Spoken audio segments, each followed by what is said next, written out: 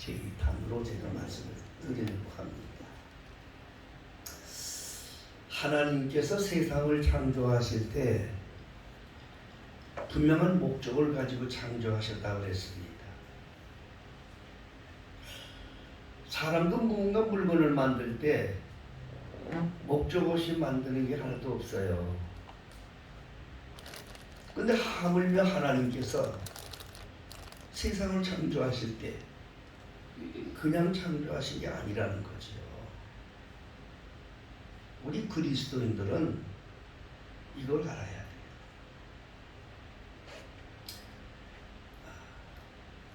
하나님이 세상을 창조하실 때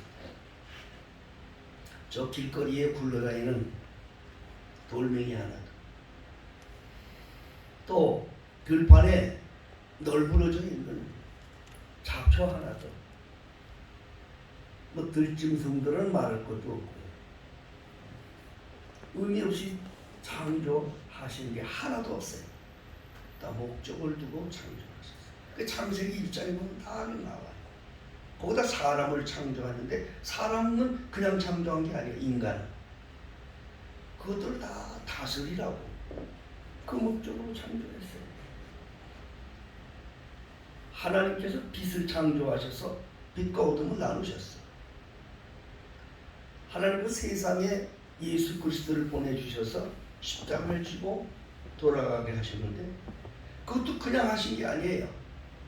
다 하나님의 목적을 이루기 위해서 하나님의 계획 가운데 되어진 일들이라 하는 것입니다. 사람이 세상에서 살아가는데 가장 행복하고 훌륭하고 승리하는 인생을 사는 사람은 누구냐? 하나님이 나를 왜 세상에 보내셨는가? 나에게 하나님 왜 내게 이런 일을 맡겨주셨는가? 그 하나님의 목적을 알고 사는 사람이 가장 행복한 사람입니다. 지금까지 역대의 모든 위인들이나 또 많은 종교 지도자들도 뭐 세상에 온 많은 성인들도 사람들에게 좋은 말을 많이 가르쳤지만 그 하나님의 목적에 대해서 이야기한 성인들은 없어요. 뭐 소크라테스나 석가나 무슨 공자, 맹자 뭐 사람들의 교훈을 주는 그런 말들을 많이 했지만 그거에 대해서 이야기한 사람은 없어요. 단 유일한 분이 한 분이 계셔요. 그분이 바로 예수 그리스도예요. 예수 그리스도. 네, 요한복음 12장 27절에 보면 예수님께서 아버지 내가 바로 이를 위해서 이 때에 왔습니다. 십자가를 앞에 놓고 그렇게 고백을 하셨다. 자, 우리는 그리스도는 예수의 사람이라는 뜻입니다. 자, 우리들은 어떻게 살고 있어요? 그거를 알고 사나요? 그냥 세상 사니까 사는 거 아니겠어요? 오늘 이 말씀을 통해서 우리가 다시 한번 깨닫기를 주의로 축복합니다. 오늘 본문의 말씀을 보면 하나님께서 내가 너를 창조했고 내가 너를 조성했고 내가 너를 구속했고 내가 너를 지명하여 불렀다. 목적이 뭔지 아냐? 너를 내 소유 삼으려고 그랬다. 그게 오늘 본문의 말씀이에요. 하나님의 소유로 삼기 위해서 하나님의 소유가 되면 하나님이 책임져 주시는 거예요. 하나님의 소유가 되면 걱정이 없어요. 하나님의 소유가 되면 영생이 보장이 되는 거예요. 하나님께서 세상을 만드실 때 하나님의 계획이 있었다고 말씀드렸죠. 하나님의 목적이 있다고. 하나님의 그 거룩함에서 하나님을 대적한 무리들을 영원한 형벌로 지옥으로 그리고 하나님을 사랑하는 하나님의 자녀들을 영생으로 하나님께서 이거를 완전히 심판하시려고 세상 만드신 거예요. 그 세상은 심판이 다가오거든요. 하나님의 목적은 심판이 있어요. 그분이 재판관이기 때문에. 그래서 인간을 만드실 때도 인간들 속에는요 두 종류가 있어요. 인간들 속에는 하나님의 손에 잡혀 하나님의 뜻을 이루다가 영생에 이르는 영혼들이 있고, 마귀의 유혹을 받아서 세상의 종이 되어서 멸망으로 가는 멸망받은 영혼 두 종류가 있다고요. 뭐 인간 마음대로 되는 게 아니에요. 하나님이 창세전부터 예정하셨다 그 말이에요. 예수 믿는 건 아무나 믿는 게 아니야. 지난주에 말씀드렸죠? 예수의 유전자가 있는 자들이 예수를 믿어요. 아무나 예수 믿을 수가 없어요. 예수 믿는다는 행복이요, 진정한 복인 것을 믿으시기 바랍니다. 그런데 사람들이 말입니다, 여기서부터 이게 갈라져요. 이게 무슨 말씀이냐? 하나님 그러면 자기를 도와주는 신으로 생각을 해. 하나님이 자기를 위해서 존재하는 그런 걸로 생각을 한다고. 그런 이방 종교인들 다 그렇게 생각하는 거야. 근데 그리스도인들은 그렇게 생각하면 안 돼요. 하나님이 인간을 만드셨어요. 하나님은 창조주이고 우리는 피조물이에요. 피조물이라는 것은 삼라만상에 있는 모든 것과 동일한 거예요. 하나님이 나를 위해서 존재하는 것이 아니고 내가 하나님의 필요를 위해서, 하나님의 목적을 위해서 피조된 피조물이라는 걸 깨달아야 돼요. 여기서부터 달라지는 거예요. 아무리 예수 이름을 불러도 이 개념이 없는 자들은 예수 이름 부르는 종교인이 되고 마는 거예요. 제가 늘 말씀드리잖아요. 예수 이름을 부르는 종교인들은요, 마지막 때 예수님 만날 때 예수님 모른다 그래요. 참 불행한 거예요. 마태복음 7장 21절에 예수님이 나더러 주여 주여 하는 자마다 다 천국에 들어가는 것이 아니고 하늘에 계신 내 아버지 뜻대로 행하는 자에 들어가리라 그렇게 말씀하셨다고. 지금 우리 주일날 얼마나 많은 사람들이 주여 주여 하면서 예배당을 찾아요. 요즘에 코로나 때문에 아예 쭉쟁이들은 떨어져가고 찾지도 않지만 전에 얼마나 많이 많았어요. 응? 다 천국에 가는 게 아니란 말이에요. 이거 절대로 이거 간과해서는 안 돼요. 무슨 말씀인지. 응? 하나님에 대한 개념이 달라요. 종교인들은 주여 주여 하는 게 뭔지 아세요? 도와주세요 도와주세요. 나의 하나님 나의 하나님. 이게 종교인들이에요. 난 그래서 복음성가 중에서 그 나의 하나님 부르지 말라고 그랬잖아요. 그러지 말라고 해. 다 거짓 선지자들이, 악한 영들이 만들어놓은 찬송가예요. 그게 찬양이에요. 찬양도 똑바로 알아야지. 응?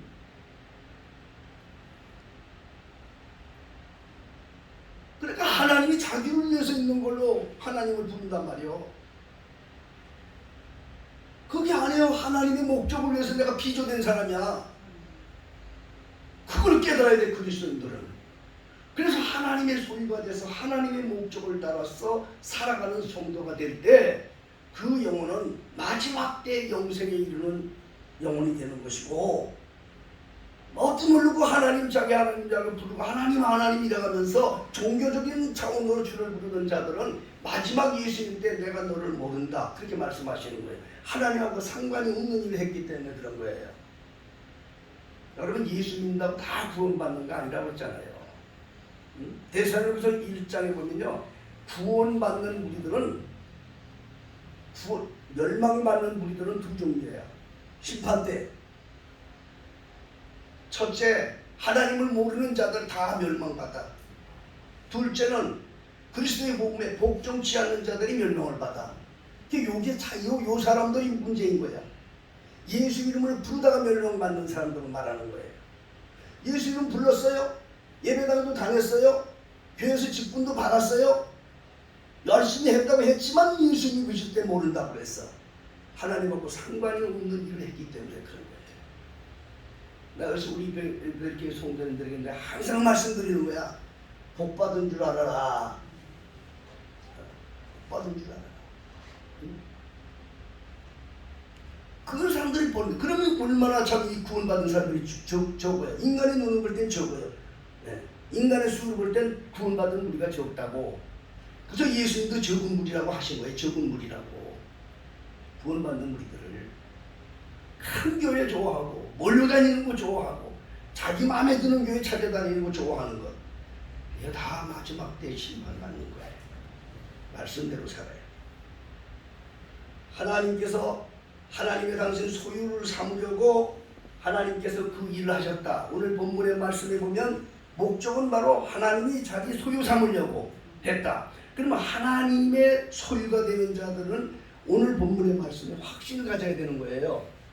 오늘 본문의 말씀에 확신을 갖는 사람이 하나님의 소유가 되는 사람이야. 첫째는 뭐였어요? 야곱아, 내가 너를 창조하신 여호와께서 말씀하시느니라. 말씀하셨어요. 응? 하나님의 창조, 하나님의 창조를 확신하라. 그럼 내가 세상에 나를 만드신 하나님이 언제 나를 창조했나? 내가 어머니 뱃속에 있을 때 창조된 게 아니라고 그랬어요, 성경은. 네. 예수 안에, 예수님은 언제부터 계셨냐? 세상 창조되기 전부터 계셨어요. 믿어지면 아멘 하세요. 이게 핵심이에요. 예수님은 세상 창조되기 전에 아버지와 같이 계셨고, 그리고 세상에 비로소 등장한 게 언제 등장하느냐? 창세기 1장 2절에 등장하는 거예요.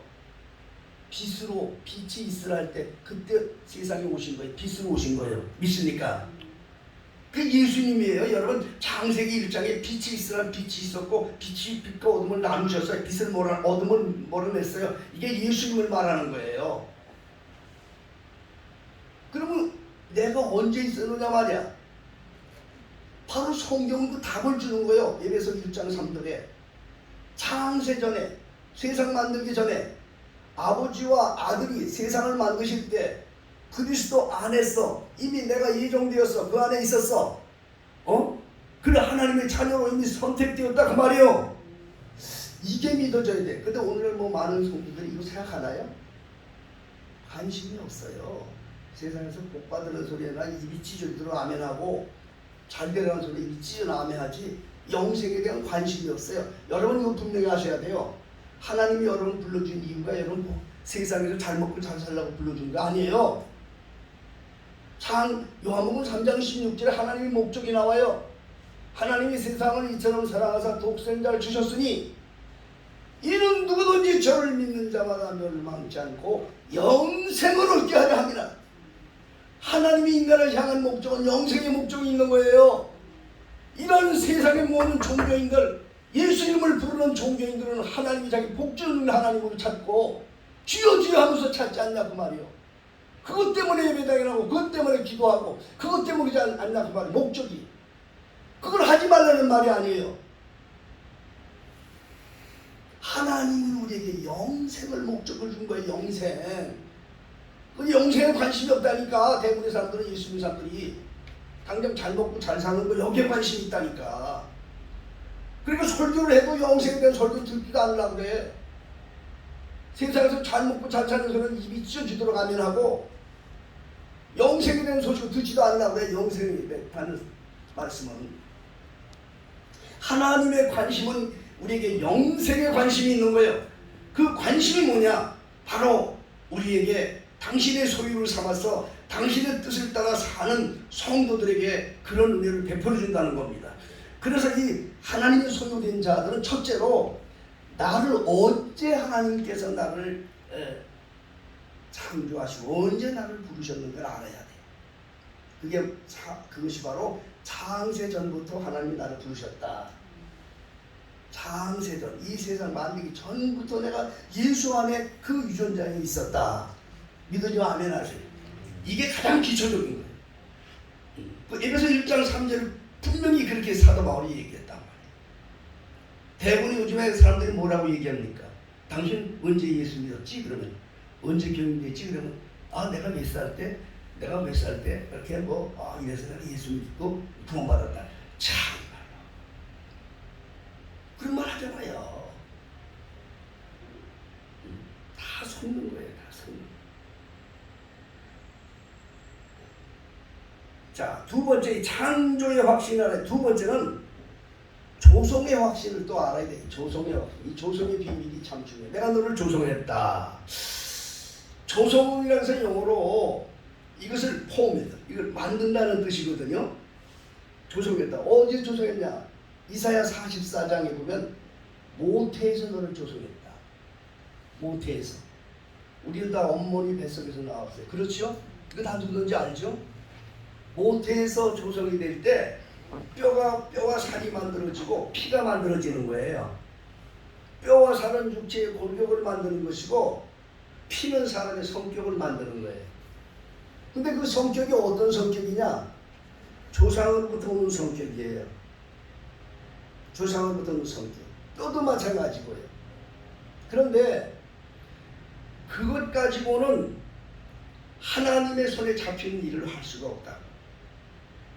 왜 그런지 아세요? 하나님의 일은 하나님의 손에 잡혀야 되는데, 여러분 칼이 유용하죠, 그렇죠? 칼이 유용하죠. 근데 그 칼이 말입니다. 의사의 손에 들리면 사람을 수술하고 사람을 살리는 칼이 되는 거예요. 근데 그 칼이 강도의 손에 들어가면 사람을 죽이는 칼이 되는 거라.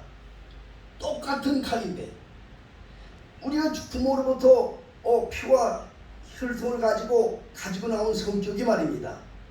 이게 분명히 어디 손에 잡히느냐에 따라서 일생의 운명이 결정되어지는 거야. 하나님의 손에 잡히는 사람들은 그 성격은 변하지 않아요. 다만 그것이 성화될 따름인 거야. 하나님의 뜻을 따라 성화될 따름인 거야. 그 하나님의 손에 잡혀서 하나님의 거룩한 사역에 귀하게 쓰이는 그런 영혼들이 있는가 하면, 마귀의 유혹에 빠져서 완전 세상 멸망으로 가는 그런 도구로 쓰임받는 불쌍한 영혼들이 되는 거예요. 이게 하나님께서 자기 백성 창세전부터 선택한 자기 자녀들을 자기네 소유를 삼아서, 그래서 하나님의 뜻을 이루게 하기 위해서 그 몸을 바꿔주는 거예요. 하나님의 도구의 몸으로 바꿔주는데 그 방법이 바로 구속이라는 거예요. 구속. 여기 본문에 보면 내가 너를 구속하였고, 이 4단계의 확신이 있어야 돼요. 내가 너를 구속했다. 구속했다는 뜻은 원래 값을 주고 값을 베풀고 자기 것을 찾았다는 말이야. 리덤 값을 주고 찾았다는 말. 우리 모든 세상 사람도 세상에 태어나는 사람다 죽음을 갖고 태어나는 거예요. 안 죽는 사람 없지요. 그렇죠? 다 죽어요. 근데 이 죽을 몸은 원래 사망이라는 것은 우리가 창세전부터 죄값을 위해서 죽는 거예요. 인간은 다 누구나 죽는다. 근데 이 사망이라는 것을 갚아야 돼. 누구한테 갚아야 돼? 사망에게 갚아줘야 돼. 사망한테. 그 사망이 바로 그게 사단이요, 세상이요, 참 하나님으로부터 저주받은 그런 어둠의 세계를 말하는 것입니다. 사망을 갚아줘야 돼. 주님 말씀하셨던 죄값은 사망이에요. 하나님이 저쪽 말씀했고, 그 하나님의 말을 뒤집을 수가 없어요. 누군가는 이 값을 베풀어야 돼. 그 값을 베풀러 오신 분이 창세로부터 당신의 유전자를 가지고 함께 주의 이슬 이루었던 하나님의 아들 예수 그리스도께서 오셔서 우리 죄를 갚아주신 거야. 부모의 죄, 부모로부터 물려받은 모든 피의 죄를 다 갚아주셨다고. 이게 믿어지는 분 아멘 하세요. 이거 믿어져야 돼. 이거 안 믿으면 지옥 가는 거야 진짜로. 그거 구속이라는 거예요. 그게 구속. 자기 것을 찾았어. 그 찾는 과정이 아주 신비한 거예요. 그 찾는 과정이 요한복음 3장에는 물과 성령으로 거듭난다. 뭐 이게 다 구속의 은총 속에 다 포함된 거예요. 거듭난 하나님으로부터 거듭났다니까. 거듭나지 못하면 그거는 그 100번 죽었다 깨도 안 돼요. 제가 조금 전에 말씀드렸죠. 부모로부터 받은 그 혈통의 피는요 죽었다 깨가 안 되는 거예요. 안 돼요. 이거는 피를 바꿔야 돼. 뭘 바꿔야 된다고요? 피가 바뀌어야 되는 거야. 피가. 그걸 여러분 그 비밀 알아야 돼요. 죽었다 깨도 부모로 받은 성격의 피는요 절대로 바뀌지 않아요. 한 가지 예를 들어 말씀드릴게요.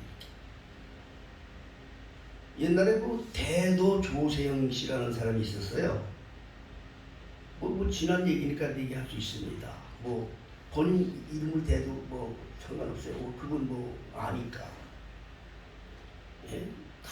큰 그 고관집만 털어가지고 가서 그래서 대도라는 별명이 붙었어.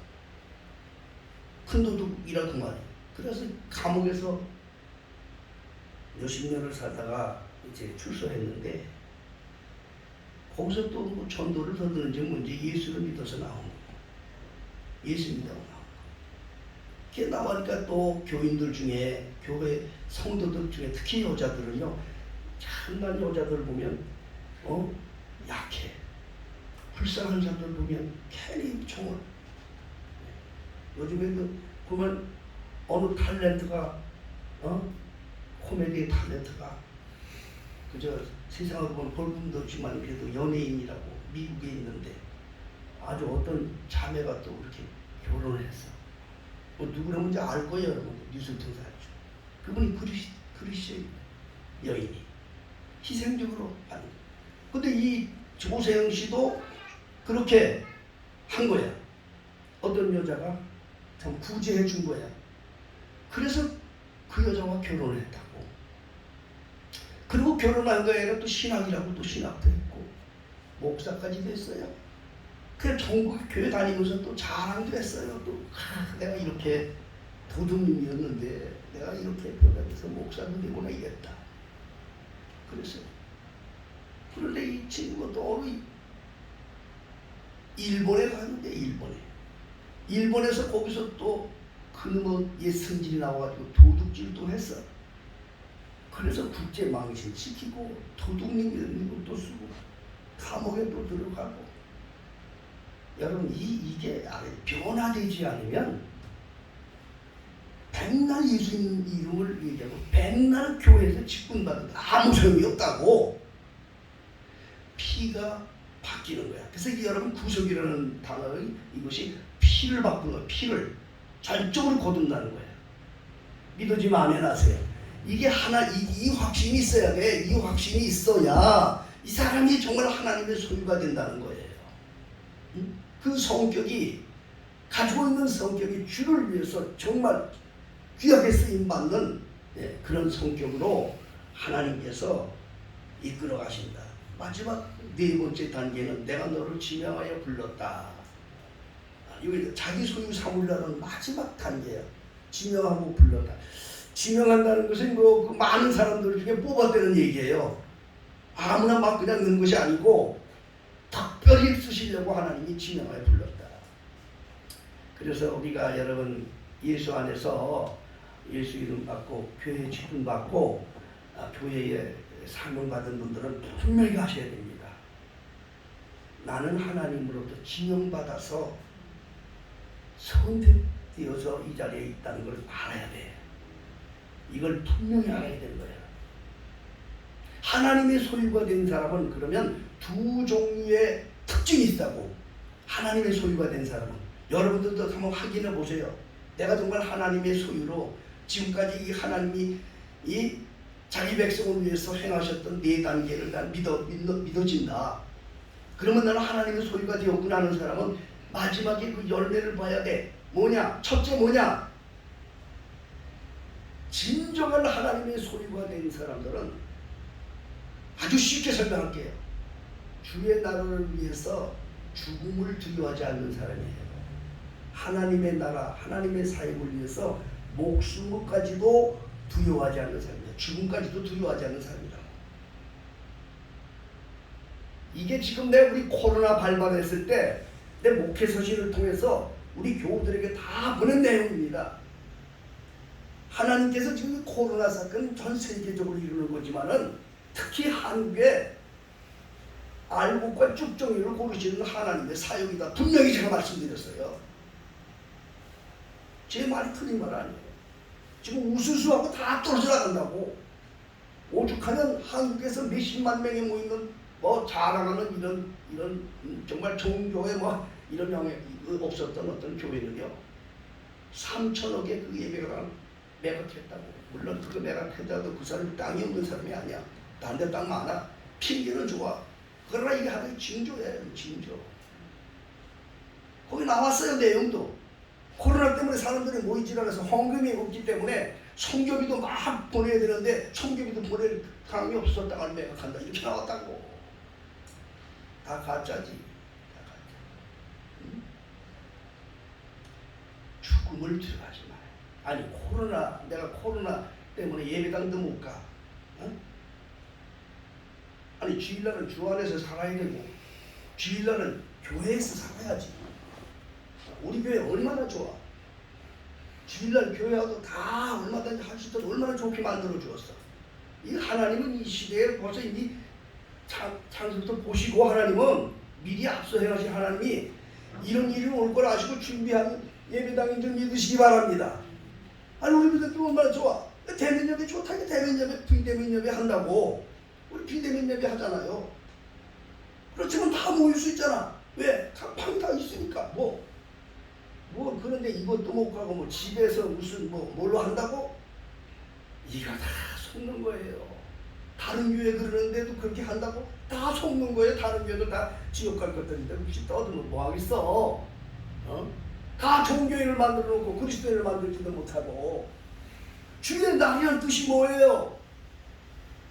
주님의 날이란 말이에요. 그날은 주님의 날이라고. 우리 교회 성도들 참 송파시도 오시고 잠실도 오시고 먼데 오지만은 주일날 오며 앉아서 길 밀다고 낙심하지 말라고 그랬어 내가.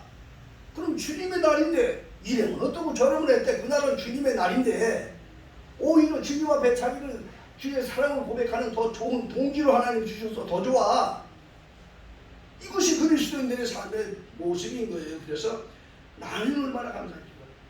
오늘도 우리 온대에서도 오신 분들도 계시고 잠실도 오시고 각자 하나님에서도 오시고 이게 다들 오셨지만 여러분 다시 한번 분명 알아야 돼요. 내가 주님의 날은 오직 교회에 살아야 된다. 이거 잊지 말기를 주의 이름으로 축복합니다. 응? 이거 주님이 하시는 거 아니야. 주님이 하시는 거 아니야. 응? 그 세상이 그렇다고 무슨 코로나가 되고 방역이 어떻다고. 방역을 해야지. 예, 교회는요 이럴 때 사회 본이 돼서 이런 방역은 더 잘해야 돼요. 그건 말하지요. 비대면 하잖아요.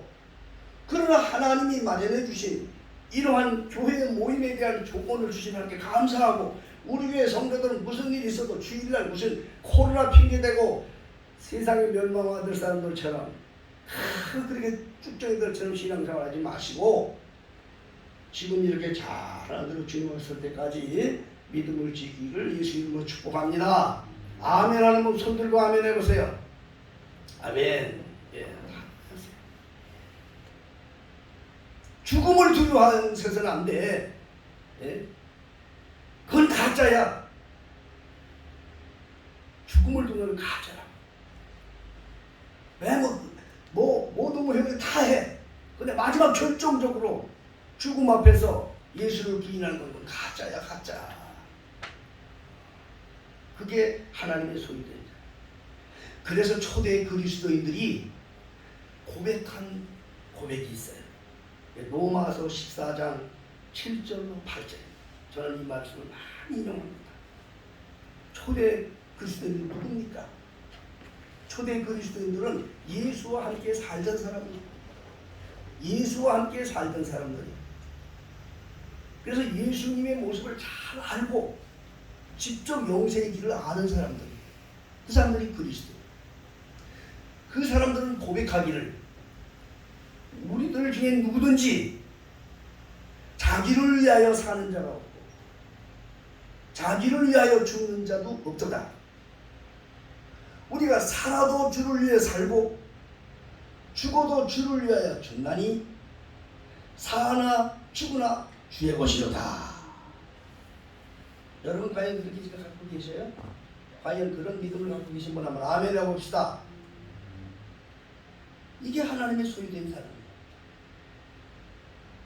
두 번째는 어떤 특징이 있는가? 자기의 모든 소유가 하나님의 것이야. 자기 게 아니야.